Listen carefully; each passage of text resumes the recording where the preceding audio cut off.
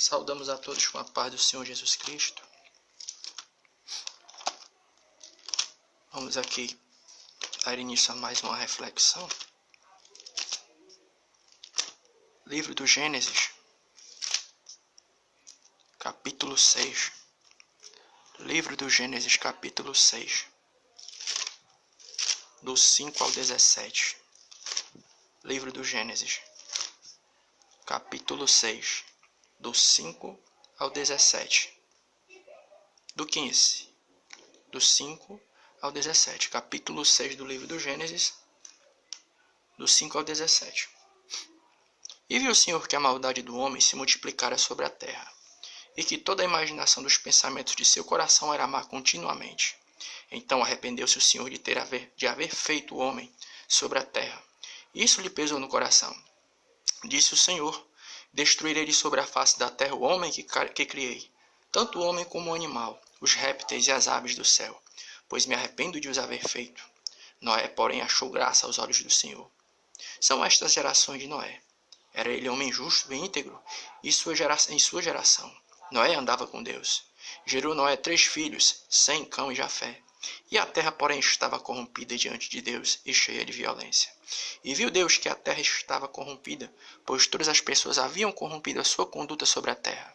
Então disse Deus a Noé: o fim de todos os seres humanos é chegado perante mim, pois a terra está cheia de violência dos homens, e eu a destruirei com a terra.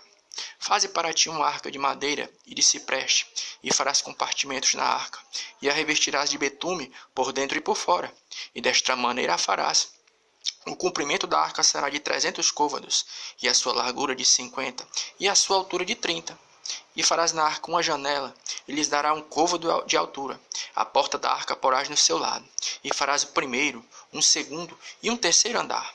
Eu trago dilúvio sobre a terra, para destruir tudo o que tem vida, e debaixo dos céus. E tudo o que há na terra expirará. Então esse texto aqui, ele nos faz menção de uma passagem bíblica muito conhecida, que fala a respeito do dilúvio, logo no livro do Gênesis, sobre a grande chuva que ocorreu naquele período. Inundou a terra e deu cabo de toda a vida, menos a vida da família de Noé. A Bíblia nos diz que naquele período os pensamentos dos homens eram maus continuamente. O próprio Senhor Jesus Cristo, no Evangelho de Mateus, versículo 24, 36, ele compara os dias do seu retorno aos dias de Noé. Muito parecido, né? Mas eu queria compartilhar contigo uma reflexão de 2 pontos concernentes esse texto que a gente leu, né? O primeiro é o seguinte: existem algumas coisas que às vezes a Bíblia ela não revela de forma clara, mas por intermédio da conexão com outros textos e por intermédio das entrelinhas, vamos dizer assim, a gente pode fazer uma conjectura e uma suposição sem necessariamente ferir o texto bíblico. A gente pega esse texto que a gente acabou de ler, a respeito dos dias que antecederam o dilúvio, e a gente vai para a carta de Pedro, capítulo 2, versículo 5, é a segunda carta de Pedro, o capítulo 2, o versículo 5, que diz assim, ó: se não poupou o mundo antigo, embora preservasse a Noé, pregoeiro da justiça, com mais 7 pessoas a trazer o dilúvio sobre o mundo dos ímpios. Olha aqui esse texto, ele está falando a respeito de Pedro está falando a respeito dos juízos de Deus, que no decorrer da história vão acontecendo. E ele fez menção do juízo que ocorreu nos dias do dilúvio. E é interessante a maneira com que ele se refere à pessoa de Noé. Ele se refere a Noé como um pregoeiro da justiça. Ou seja, quando a gente pega todo o contexto, ali do capítulo 6 do Gênesis que a gente leu, a gente faz ali uma observação, a gente vê que desde o momento em que Deus anunciou o dilúvio, até o momento em que o dilúvio caiu, foram na faixa de 100 anos de intervalo, entre o momento em que Deus anunciou o dilúvio e até o momento em que o dilúvio propriamente dito ele caiu, as chuvas caíram. Então, gente, é interessante notar que, se foram 100 anos de intervalo, e a Bíblia, na segunda epístola de Pedro, faz referência a Noé como um pregoeiro da justiça, então nós podemos afirmar que Noé, enquanto construía a arca, ele ficou o quê? Pregando a palavra, anunciando a palavra.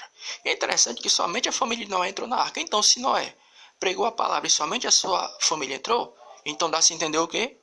Que as pessoas não deram crédito à pregação de Noé.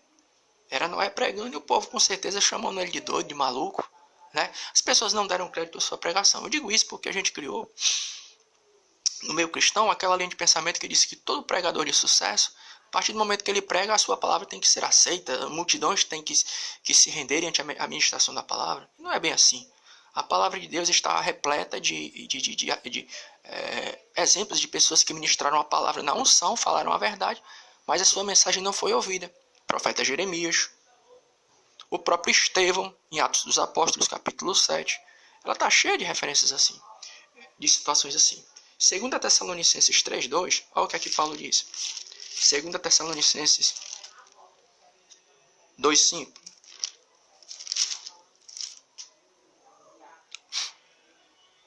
E orai para que sejamos livres de homens perversos e maus, pois a fé não é de todos. Olha o que é que Paulo aqui, em sua segunda epístola aos Tessalonicenses, capítulo 3, versículo 2, diz que a fé não é de todo. Então a gente tem que ter uma maturidade para entender que vai haver momentos que eu e você vamos pregar e a palavra não vai ser aceita.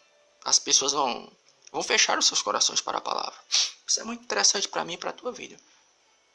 E outra coisa interessante é que Deus ele manda Noé construir a arca. Mas, se você observou bem, enquanto a gente fazia a leitura, Deus não deixou Noé, digamos assim, sem uma orientação. Ele deu toda uma orientação de como a arca deveria ser construída. Deu as medidas, deu o tamanho, tudo direitinho. Então, existe uma aplicação também para mim e para a tua vida. Qual é? É que Deus, quando nos manda fazer algo, Deus não nos deixa sem orientação. Ele nos dá todo um padrão. Ele nos dá uma direção de como a gente tem que fazer a obra. Trazendo para os dias de hoje, por exemplo. Da mesma maneira que havia um padrão ali, para a maneira com que Noé deveria construir a arca, também existe um padrão para mim e para a tua vida hoje. Sabe como se chama esse padrão? Bíblia Sagrada. Palavra de Deus. É por intermédio dos seus ensinos e da sua doutrina, daquilo que ela nos mostra, que nós temos que construir a nossa vida. Né? Foi assim que Noé fez. Noé fez segundo o que Deus lhe orientou. E assim tem que ser a minha e a tua vida também. Nós temos que fazer a obra, fazer a vontade de Deus, não segundo o que a gente pensa ou imagina, mas segundo aquilo Deus ele revelou em sua palavra. Da mesma maneira que Deus ele deu uma orientação e uma direção a Noé, assim também ele também nos dá nos dias de hoje. Por intermédio do quê? Da sua palavra. Então que nós possamos orar a Deus neste final de semana, não somente nesse final de semana, mas no decorrer dessa nossa caminhada, para que o Senhor nosso Deus ele coloque no nosso coração o sentimento de fidelidade pela Bíblia, pela sua palavra. Nós estamos vivendo em dias que as pessoas estão querendo trazer descrédito.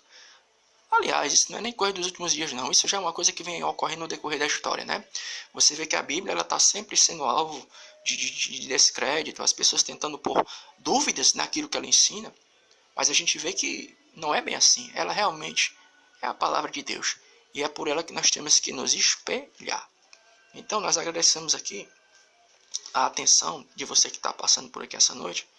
E desejando ao Senhor nosso Deus que Ele possa te conceder uma noite, a mim também, uma noite cheia da presença dEle. Uma noite de paz. E um amanhã cheio da graça de Deus. É o que nós já pedimos. E agradecemos no nome santo do Senhor Jesus Cristo. Amém.